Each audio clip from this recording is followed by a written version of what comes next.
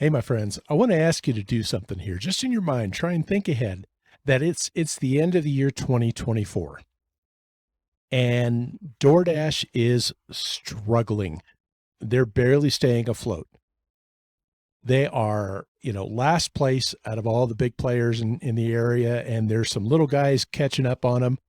And all of a sudden, they have gone from the king to the laughing stock of the food delivery companies.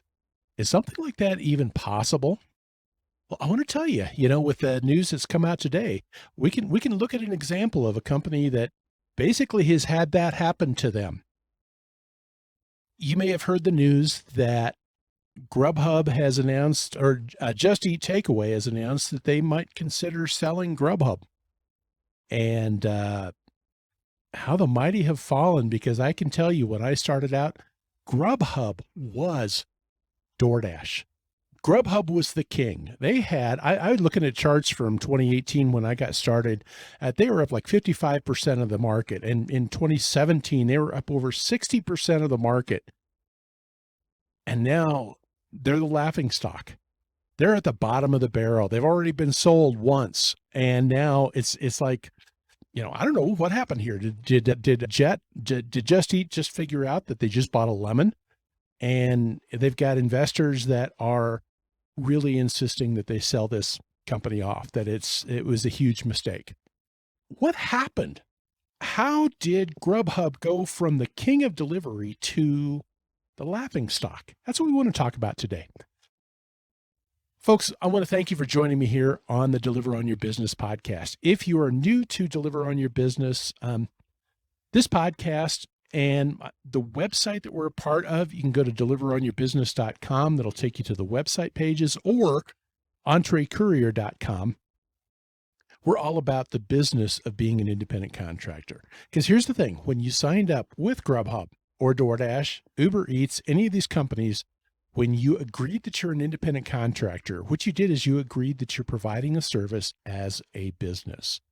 And so the whole point of the Entree Courier and of this podcast is to help you look at it as running a business and to apply the whole idea of running a business to what you're doing, because I think that's the best way that you can succeed. That's the best way that you can beat these companies at their own game, is to take control yourself and run your own business, be your own boss. So anyway, Grubhub. What happened to Grubhub? How do you go from the dominant, I mean, just as dominant as DoorDash is today, player in the delivery industry, to where they are now? I think probably the best word to say it is arrogance. There was something that Grubhub never figured that they had to fix anything about themselves. And I think that it just really went into a tailspin. It was interesting because there were several times, I know there was one interview I read back in 2016, and a couple of others since then, a couple in just, the last year before the sale, where Matt Maloney used to scoff at the idea of any of these other companies catching them or passing them. And yet here they are. I mean, they've not only been passed, but they've been left in the dust. How does this happen? And I really think that it's arrogance. What I want to do, I just want to talk about kind of maybe my experience and just some of the things that I've seen over the years that really seem to lead to this downfall of a giant. And it's really the only way that I can put it. It's been astounding to me to see the free fall that has happened with Grubhub, how they have just totally blown away the market share. And how does this happen? When I first started with Grubhub, I had been delivering for a couple of weeks with Uber Eats, and I'd stopped at a sandwich shop to pick up an order, and there was a driver that was waiting to pick up an order for Grubhub. And he was telling me, he goes, "Yeah, I made about $1,300 last week." And I'm like, whoa, that's a lot of money, And he said, "Well, yeah, but I did have to put in a lot of hours to make it work." But still, it was like, oh man, there's other options out there. And I tell you what, and I signed up, I got started. It wasn't long after that it was hard for people to get on with Grubhub after that. I think people figured out Grubhub was the place to deliver. If you wanted to make money, Grubhub was the ones. And once I started with them, they kind of became, I picked up this term from UDM. I was just on his YouTube channel here just today. As I record this, it was just today. And I remember him talking about, these companies, a certain particular company being the bread and butter. And that's exactly what Grubhub was. It was like I would get onto a block with Grubhub and I would do almost exclusively Grubhub. And every once in a while I'd fit in a little order from Postmates or Uber Eats or DoorDash, but it was like always Grubhub. And I just almost couldn't fathom not delivering Grubhub. And it was, especially when I got started, it was always busy. There were always good orders coming, and it was always just one after another. And you would just kind of get into a groove with them, and and the orders, there was just always some good orders out there. There were a lot of things that I loved about doing Grubhub. They had a driver specialist here in town. There was an office that I could go to. And if I had an issue, I could go there or I could email my driver specialist or whatever. And, so there was always access. There was a direct number to driver care. And it wasn't an overseas call center. They were local people that they had, some of them I think had been drivers as I talked to some of them. But it was like you could talk to these guys and sometimes you'd get some that you recognize, oh, hey, yeah, I've talked with you before. And they were helpful. And it was just like, it was night and day between delivering for them or Uber Eats or DoorDash or Postmates. And it was just like, if you got on with Grubhub, you had it going on, you were going to make some good money. Somewhere along the line, things started to change. And, here's the thing. I think that with companies like Grubhub, it is really it's a three-way relationship that they've got. They've got really three customers or three sets of customers. They've got the restaurants, they've got the customers, and then they've got us as drivers. And it was like about a 1.5 to 2 year period that it's like Grubhub found a way to alienate and piss off all three, It was just like, and I think that they weren't ready for the growth of the other companies, especially for the growth of DoorDash. And I think they did a lot of things that it was never trying to fix issues with them, but it was almost more like a reaction to other companies coming on. And that's why I say it was arrogance, that they just never felt like there was something that they had to change. They never felt like there was something that they needed to fix that was negative, but it was more like they had to try and add things on or do different things and stuff like that. And you could just start to see this slide. And I want to say probably about summer or so of 2018. And it just kind of this little gradual slide for a little while. And then all of a sudden it was like they went over the edge, That was my experience anyway. And there were just some things along the way that I noticed. I think it started where I think the whole thing maybe began was when they added on fast food options. When I started doing delivery, did any of you ever used to deliver for Caviar? They were the ones I always heard of, that they were like the good restaurants, the upper end restaurants. You delivered for them. And so the pay was always better on that. And maybe they weren't quite as busy or whatever, but it was like Grubhub had all the good restaurants in town. And then they started picking up fast food. And especially, I think their deal with Yum Brands, and in particular, all of a sudden Taco Bell was on the platform. Now, Taco Bell had been around, I think, in delivery for a little while, but it was usually with DoorDash or Postmates, and you always had to go in, place the order, and pay for it. Well, Grubhub never did that. If they were adamant that they were not going to do these order and pay things, you didn't have the red card. You didn't have the you didn't have a debit card from Grubhub. They never gave that to you. When they picked up Taco Bell, well, okay, that's not that bad though, because you still don't have to place the order, right? But all of a sudden, you started seeing a larger percentage of extremely low paying orders. And it just went with the territory, Taco Bell, right? You had a lot of people that were ordering cheap food. And so if you're tipping on as a percentage, the tip is lower. And probably a lot more people that maybe aren't going to tip anyway. And all of a sudden, you started seeing a lot more $3 deliveries, 350.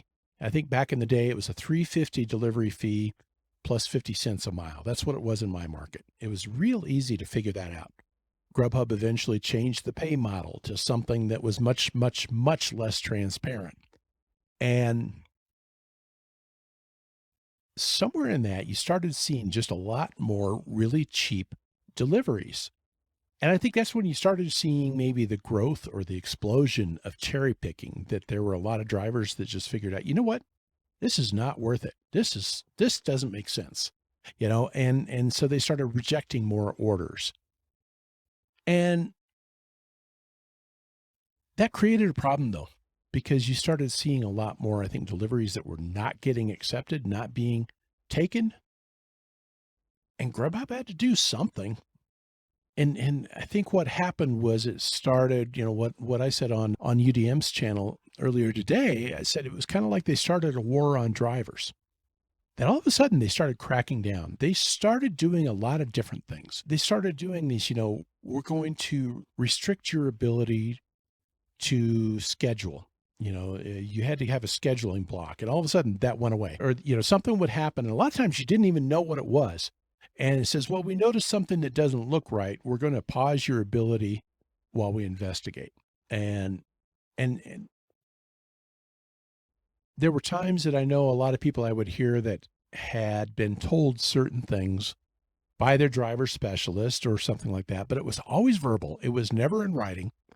But it was just all these different things where they're finding different reasons to first restrict scheduling and eventually started deactivating drivers for things that a lot of times drivers never knew what that was about. And it was like they were cracking down on drivers that, orders are not being picked up. And so we're going to blame the drivers. And you really started to see a change in people's attitudes towards Grubhub. I remember when I started, if you got into like the Facebook groups and some different things like that, and Grubhub was the one place that it was like, you didn't really see them complaining about Grubhub that much. And that started to change when they started, I think, trying to intimidate drivers into taking a higher percentage, when they started doing some of their different restrictions, a lot of different things that happen, that the relationship with drivers really began to erode. There was a time where loyalty to Grubhub was huge within the Grubhub driver community. If you were delivering back in 2018, maybe even the beginning of 2019, you might have noticed that there was an incredible amount of loyalty, that it was there were a lot of people that were just like, Grubhub for life, and they wouldn't even think of delivering for anybody else. And so that relationship with drivers began to erode. And I can remember them sending out, I'm trying to find if I've got the emails still. I remember them sending out, hey, we're going to make some changes. We're going to start dispatching you, when the order is ready rather than when you receive the order. We're going to start making changes to how we do things to make that experience better. And they promised changes, and the changes never happened. And so, that was the first thing, that I think that relationship with the drivers started to go downhill. And I don't think they've ever recovered from that. And you just started seeing other changes that go. Like I mentioned, you used to have a driver specialist. You used to be able to go into the office. Well, after a while, it was like it was harder and harder and harder to get a response from your driver specialist. It used to be that I could email the guy, and right away I'd get a response, within 24 hours. And then sometimes nothing at all, just nothing. And okay, we could go into the office. And then I remember, and it just seems like that was one of those things that was kind of like the day everything changed. Was here in Denver, they moved their office and they didn't announce where they're moving it to. At first they started saying you can only come in if you have an appointment, and we're going to crack down on that. We're going to get, I think, they were even threatening people with trespassing if they came in and tried to do something without an appointment. And then they changed the location of the office. They moved the local office, and eventually they did away with the driver specialist. And ultimately they did away with the local, the US based driver care team. You used to have a direct number that you could call. They started making it harder. They started changing the number. They started doing so many things to try and it was like all the things that made Grubhub special, they started taking away. At least that was kind of my experience as a driver over the years. And all of this was before the pandemic. All of this was really a lot of this happened in 2019. It seems like that's when a lot seemed to really start going downhill. But there were other sides of it too. And I think there were some real gaffes, especially with the restaurant relationship. And and a lot of the things that they did with the restaurant, I think it's a lot like how they were cracking down on drivers. It was more like it's a reaction to drivers not taking those really low orders. And they felt like they needed to force drivers or manipulate drivers into making the changes instead of doing something to make the orders more acceptable, more palatable. And this is something that I did, a couple of years ago when I did some comparisons on the different companies. And the one thing that I always said about Grubhub is that Grubhub, they never did anything to incentivize drivers in the way that other companies did. You know, Uber Eats had always had different promotions, and they would do their surges and they would do their quests and they would do, different promotions that they would do to try and get people to come out on, especially on the times when they really needed people. And DoorDash, of course, they were famous for their peak pay. When things were going to be slow, then they would, ramp up the peak pay and pay a little bit more. And Grubhub was always doing just their delivery pay. And that was it. And they didn't need to incentivize drivers though, because they had so much loyalty that they didn't need to offer bonuses. They had drivers that even when everybody else is offering these huge incentives, and I can remember going out and getting, $12 per delivery peak pay during a snowstorm, and Grubhub's just their normal pay rate. But they didn't feel like they needed to change things because there were so many drivers. That's all they were going to do is do Grubhub. And so, just things started changing like that. And then I think on the restaurant side is the next place where you started to kind of see, I think, an erosion of that relationship as well. And probably one of the first signs of things really starting to go south on that end of things was when Grubhub made the move to start doing order and pay. I can remember Matt Maloney laughing at and criticizing other companies, especially DoorDash and Postmates, for the whole order and pay thing, that he used to really pound on those companies for that practice. And then they started doing it themselves. And the problem with it was they did it so much worse than anybody else. They started, they sent out the debit cards, and you go in, you place your order and everything like that. But the problem was so many times was the menu was completely off.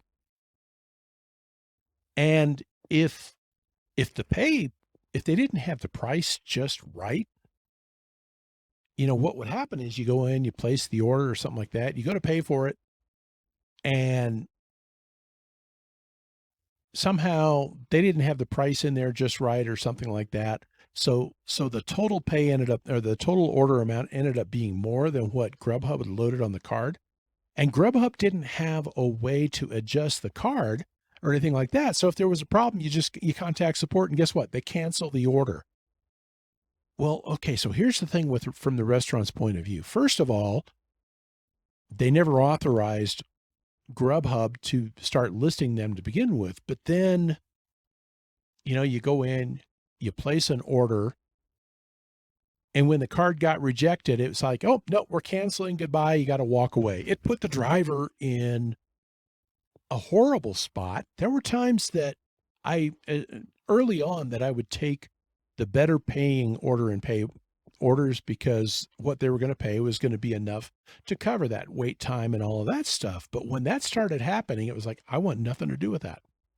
And because it really puts you, because all of a sudden now, the restaurant is mad at me, not at Grubhub. But, when they start realizing this is what's happening and it's with Grubhub, and, all of a sudden, Grubhub is the one that is getting a bad name among restaurants for this practice. They were caught at one time charging restaurants for, they started making some mistakes, I think. And maybe they always did this kind of stuff. I don't know if this was new or if they started getting caught, but Grubhub was brilliant at their marketing. But one of the things that they would do is they'd create these little micro websites for restaurant partners. And so if people were looking for a certain kind of food, they'd find this site and they could call and it would take them into Grubhub. They'd place the order and things like that. Grubhub started charging restaurants for calls that never led to an order. And Grubhub started using the restaurant names in URLs and website names and things like that without the restaurant's permission. And there were a lot of things like that all of a sudden, again, it just kind of eroded that relationship. And I think their response in the pandemic was what really sealed the deal. Right when the pandemic hit, and all of a sudden everything shut down, and, the states have ordered that the restaurants have to close down. And the only way restaurants could do anything is through delivery. And Grubhub made a big deal. Hey, we're not going to charge you the delivery fees here. We're going to put a break on that. We're going to suspend that for right now and everything like that. And so a lot of restaurants believed, oh, that meant that Grubhub's going to waive delivery fees. We're going to make it easier for you to get into delivery, right? Well, when you read the fine print, what it turned out being was that Grubhub was only postponing. They were still going to charge the delivery fee, but it was more like a loan now. All of a sudden, the restaurant was racking up a debt to Grubhub in the middle of the most terrible time for them as far as trying to, they're barely staying afloat because now nobody can come in. And Grubhub saying, oh, you owe us this money now for all these fees from a couple months ago. Another thing that happened during that time was that Grubhub started offering $10 off for $30 order. It's kind of one of those things. We're going to try and encourage people to go to the restaurant. So we're going to give them $10 off. Well, they wanted the restaurants to take that $10 off of their fee. So if it's a $30 order, they wanted the restaurant to charge only $20, right?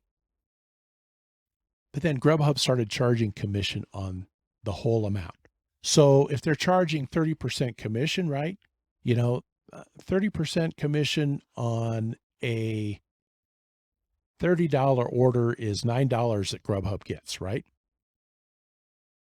Well, 30% commission on a $20 order is $6. Okay. So you would think, okay, we're going to take $10 off. We're fine with that. But then Grubhub says we want commission on the whole $30 instead of the $20. So all of a sudden, out of $20 that the restaurant's getting, Grubhub's taking $9 out of that. They're taking almost half of it. And, it's all that kind of stuff that it was like Grubhub bumbled the relationship with the restaurants, I think far worse than any of the others. And so, they've kind of ruined their relationship with drivers and they've ruined their relationship with restaurants. And I noticed, there was a while that it was like there were restaurants that they were only on Grubhub. And there were some good paying, usually, the tips are really good with this restaurant or with that restaurant. And it was always only on Grubhub. And then all of a sudden, they started showing up on the other platforms. And in fact, I can remember one time I had an order and pay I went into. It had always been a Grubhub order. And I was never one to hide the fact that this is Grubhub. Grubhub would always tell their drivers, don't let them know that this is Grubhub. It just place the order as if you're the person. And I wasn't going to play that game. When I would place an order, I would just say, hey, this is a Grubhub order. Are you okay with that? We're paying for it with this card. Are you okay with that? And because if it was going to be an issue, I wanted to know now instead of waiting for the food to be ready and everything like that. And so, I was not one to play that game that Grubhub wanted you to play as a driver. I think that was the other part that I felt uncomfortable with. I never felt the pressure to lie to the restaurant with the other companies as much as I did with Grubhub. And that was kind of another one of those little chinks in the armor as far as that relationship with drivers. And so, but I came to this one restaurant and I remember them, they were like, oh, we don't do Grubhub anymore. Like, what? So it was okay. Well, thank you. And I moved on or something like that. But I started noticing more restaurants that were no longer on Grubhub. And somewhere along the line, it's just like, here was the greatest opportunity that any company could ever have, where the whole country is forced into delivery if they want to get food at all, and because they can't go into the restaurants. So the only way to get that restaurant food is delivery. And for most of these restaurants, the only way to do delivery was using a third party delivery company. And it was like, you couldn't have a better opportunity. And here was Grubhub as kind of the poster child of just totally screwing up that relationship. And so here's the thing is, they've pissed off the drivers, they've pissed off the restaurants. And, you got to think about, what does that do to the relationship then with the customer? And the problem is, you got mad drivers, you got orders not being picked up, you got orders not being delivered, and Grubhub seemed to have the worst time trying to get drivers to take these orders. And it was interesting because I just, I watched Twitter. I try and watch all the social media about all these companies. And the one company that I always saw the most complaints about was Grubhub. And it's just like this perfect trifecta, of somehow they managed to alienate all three groups that they need to have a great relationship with. And I think when you look at it that way, when you look at the fact that it was like Grubhub never seemed like they felt like they needed to fix anything about the way they did things, but instead, let's blame the drivers. Let's blame the cherry pickers. Let's, blaming everybody else but themselves. Never felt like they needed to change anything about how they did things with any of them. And how can you stay dominant with that type of an attitude?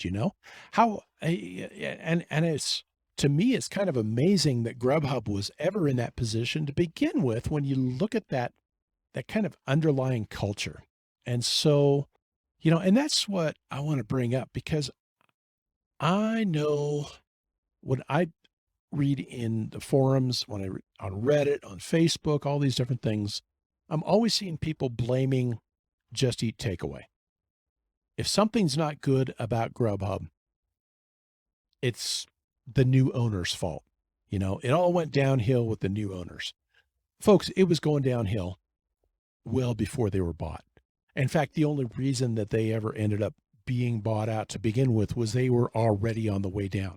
You know, they were no longer in a position where they could continue to be viable as a standalone company. And so the problems were problems that happened, I think, well before the purchase. And if you were to ask me, I would tell you that the Just Eat Takeaway wasn't the problem. It's that Just Eat Takeaway bought a lemon, you know? I I don't think they did their due diligence. I don't think they did a good enough job looking into why is Grubhub in this tailspin.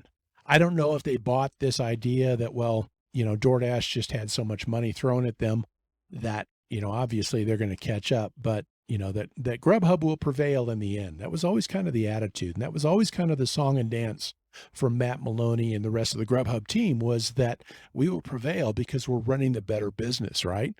And, the truth of the matter is that there was a time when Grubhub was profitable before the pandemic, that they had certain quarters that, that they were turning a profit before the pandemic when nobody else could be profitable. And I think that that stuck in their heads that that was just the way it was always going to be. That's my guess. That's my take on it. Ultimately, it was that Grubhub never saw the need to change the things that they needed to change. The things that they did, honestly, I think they were panic moves. I think moving to Taco Bell was a panic move. I think moving to adding restaurants, even without their permission, just so that they could have more customers on the website. If you go on and you're going to order with Grubhub and you see maybe 15 restaurants and DoorDash has 40, you got to do something about that, right? So they started, one is kind of opening up the territory, making it longer drives. And with longer drives means colder food and more drivers wanting to turn down the offers. And that was one of the things that happened with me, was that the distance on deliveries went from 2, 3, 4 miles to 12, 13, 14 miles. All of a sudden they were dispatching almost exclusively to restaurants that were 7 miles away from me. In fact, I remember a time that as I'm watching, it's like every single offer I was getting was like 7 miles from where I was, almost 7 miles exactly. And I was like, what's up with this? And he started getting more of these just super long distance deliveries that I never used to see.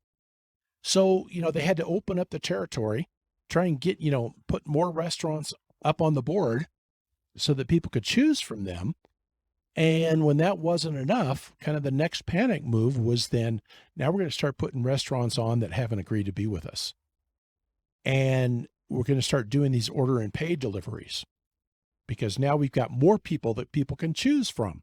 But the problem was that with all these things, if the driver's got to go and place the order and the menu screwed up, the DoorDash has a different menu in their system than what the restaurant actually has.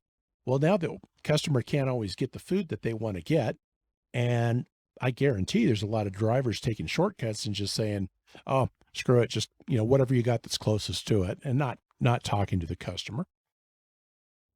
All these different things that are just adding up to what ultimately is a terrible experience for the customer.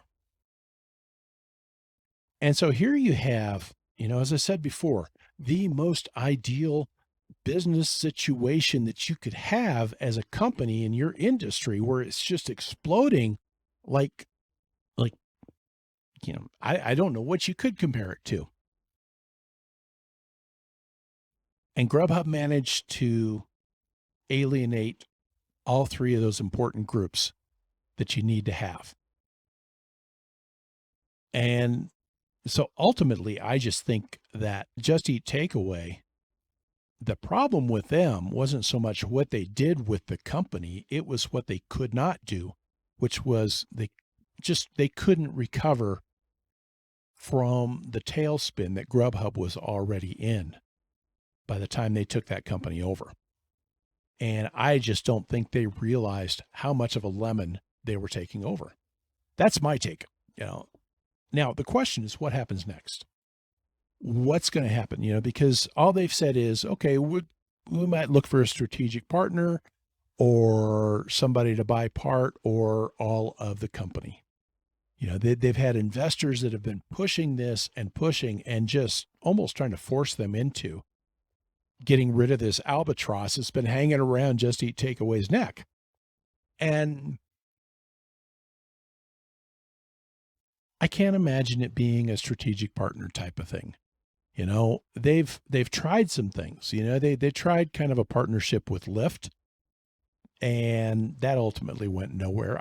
I cannot imagine any kind of situation where it's like this strategic partnership type of thing. The only way I could see it happening is just a total sale.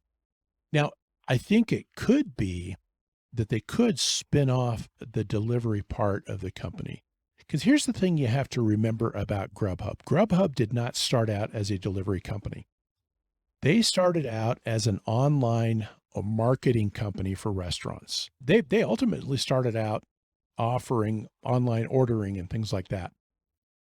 And, creating a system by which restaurants could go online and then they could, people could order online and that was their bread and butter. And that's where their profitability was.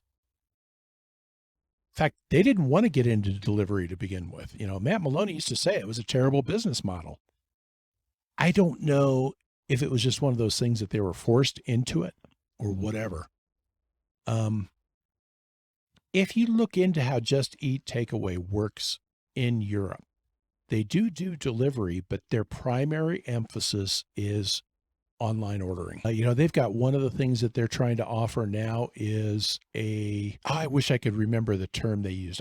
I was really fascinated by it when I first heard about it, that the idea is they bring you place your order and then they let you know when your order's ready. And then that's when they bring you in.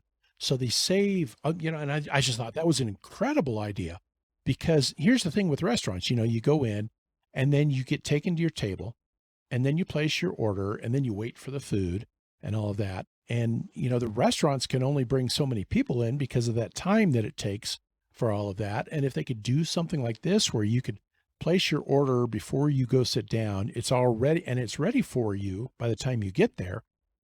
That shortens the amount of time people are sitting there. You get a faster turnaround for restaurants. It's things like this that Jet is trying to do. And delivery is just a small part of it, actually.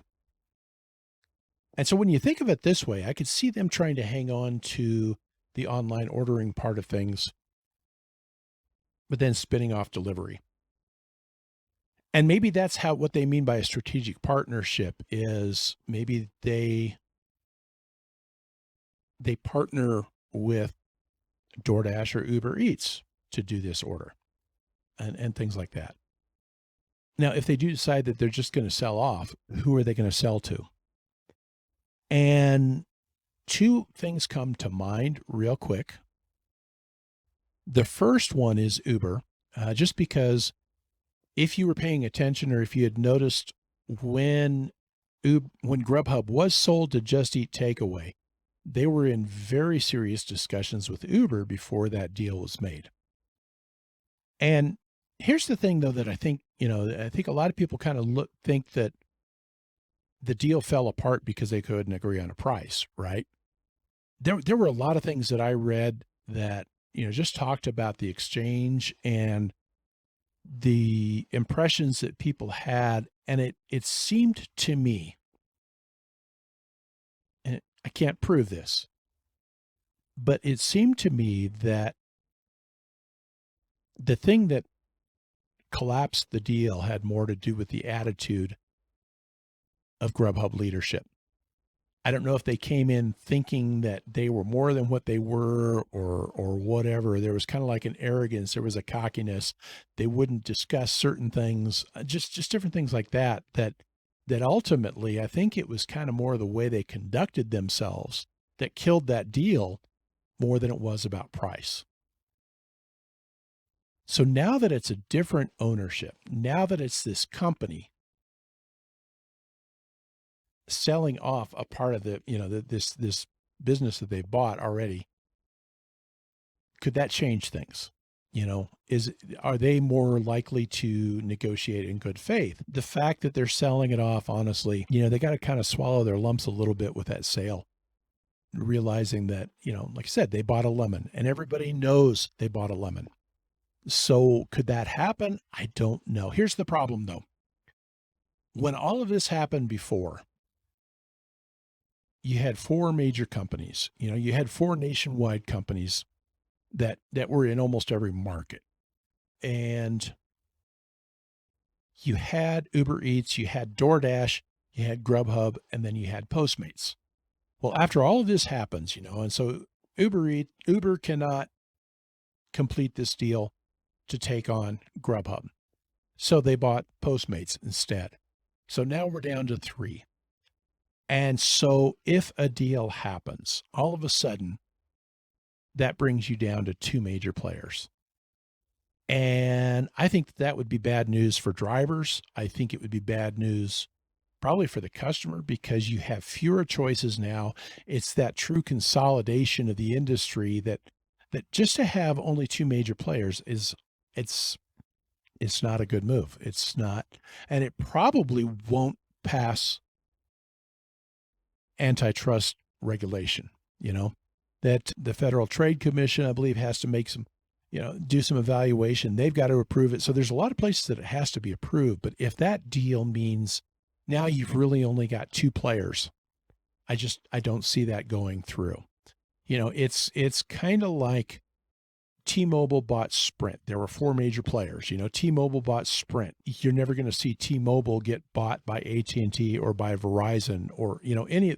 Now that you've got three main players left, I just don't think you're going to see it squeeze down to less than three. And I think it's the same thing in delivery, that unless somebody comes along to challenge on a national basis, and there's nobody out there, there's really nobody that can challenge on a national basis. It's going to take a couple of years for somebody to get up to speed, kind of like what it took for DoorDash to get up to speed. The other place that I can think of, and maybe a smaller player, maybe one of these small companies, like you've got one company that owns, I think it's Bite Squad and Waiter, but they've got some challenges. They've got some real problems, and I can't see them taking on a bigger company like that. The one place that I could think of that might do something is Amazon. Amazon used to have their restaurant delivery, and it just didn't work. And I think the problem was they tried to get into a field that they didn't know. They tried to get into and grow something that they didn't know. But as much as Amazon, I think, wants to get into more logistics, the opportunity to take over an existing company could work. They could do it. This is a better opportunity to grow than I think what might be there if they were to just, try and build it themselves. Ultimately that's why they shut down Amazon restaurants, was that they just weren't getting the traction on it. But I think that they could take something that already exists. And, the thing that's intriguing to me about Amazon is that they're about logistics. And they are, and that's the thing that is completely missing on all of these companies, and maybe this is their opportunity now. So I don't know. I made the prediction at the end of last year on the Rideshare Rodeo podcast. I told Steve then, and I said, I think you're going to see by the end of the year, Grubhub is either going to switch to an employee model or they're going to get spun off. And it's not that I'm, any kind of Nostradamus or anything like that. Back in October, there was already news that the investors were putting pressure on Just Eat Takeaway to sell off Grubhub. So this is nothing new, and that's just stuff that I had heard back then. But, part of that is because Just Eat Takeaway is moving to an employee model in a lot of other places. They're kind of committed to that. I think, philosophically,